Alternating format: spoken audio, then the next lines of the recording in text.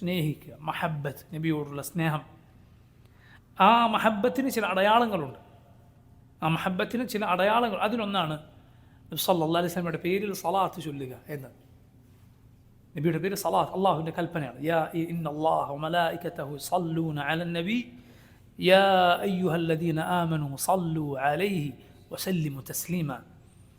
അള്ളാഹു അവൻ്റെ റസൂലിന് സലാത്ത് ചൊരിയും. എന്താണ് അള്ളാഹുവിൻ്റെ സലാത്ത് എന്നാൽ? സനാഉഹു ഇൻദൽ മലായിക. അള്ളാഹു അവൻ്റെ അരികിലുള്ള മലക്കുകൾക്കരികിൽ നബിയെക്കുറിച്ച് പുകഴ്ത്തി പറയലാണ്. അതാണ് റബ്ബിൻ്റെ സലാത്ത് എന്നാൽ. റബ്ബിൻ്റെ സലാത്ത് എന്നാൽ അതാണ്.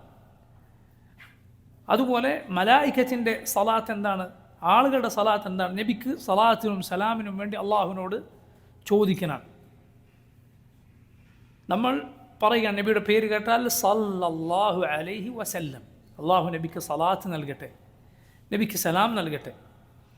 അതുപോലെ സലാത്തിൻ്റെ ഏറ്റവും ശ്രേഷ്ഠമായ പൂർണ്ണമായ രൂപമാണ് ഇബ്രാഹിമിയ സലാത്ത്. നമസ്കാരത്തിൽ തഹിയാത്തിൽ ചൊല്ലുന്ന സലാത്ത്. അല്ലാഹുമ്മ സല്ലി അലാ മുഹമ്മദിൻ വഅലാ ആലി മുഹമ്മദിൻ കമാ സല്ലൈത അലാ ഇബ്രാഹിം വഅലാ ആലി ഇബ്രാഹിം ഇന്നക ഹമീദും മജീദ്.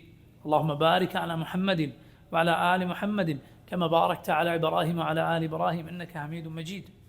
അതിൻ്റെ തന്നെ ഒന്നിലധികം രൂപങ്ങൾ ഹദീസുകളിൽ വന്നിട്ടുണ്ട്.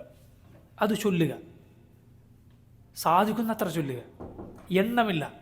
നബി സല്ലല്ലാഹു അലൈഹി വസല്ലം പഠിപ്പിച്ച സലാത്തുകൾ, ഇല്ലാത്ത സലാത്തുകളല്ല, ഹദീസുകളിൽ തെളിവില്ലാത്ത സലാത്തുകളല്ല. ആ സലാത്തുകൾ നമ്മൾ ചൊല്ലുക, അത് വർദ്ധിപ്പിക്കുക. നബി സല്ലല്ലാഹു അലൈഹി വസല്ലം പറഞ്ഞത് കാണാം, ഔലൻ നാസി ബി യൗമൽ ഖിയാമ അക്സറുഹും അലയ്യ സലാത്തൻ.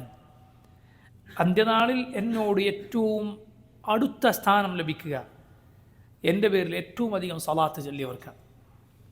സലാത്ത് സുബ്ഹാനല്ലാഹ് നമ്മുടെ റസൂൽ സല്ലല്ലാഹു അലൈഹി വസല്ലമയുടെ സ്നേഹത്തിൻ്റെ അടയാളങ്ങളിലൊന്നാണ്. നബിക്ക് അതിൻ്റെ ഉപകാരം ലഭിക്കും, നമുക്കതിൻ്റെ ഉപകാരം ലഭിക്കും. സല്ലല്ലാഹു അലൈഹി വസല്ലമക്ക് അതിൻ്റെ ഗുണം ലഭിക്കും. കാരണം നബിയാണ് ആ നന്മ പഠിപ്പിച്ചത്. അതുപോലെ നബിക്ക് വേണ്ടിയുള്ള ദുആ ആണ്. അതുപോലെ നമുക്കതിൻ്റെ ഉപകാരം ലഭിക്കും. അള്ളാഹു പ്രയാസങ്ങൾ നീക്കിത്തരാൻ കാരണമാകും സലാത്തുകൾ. അള്ളാഹു പ്രയാസങ്ങൾ നീക്കിത്തരാൻ കാരണമാകും സലാത്തുകൾ.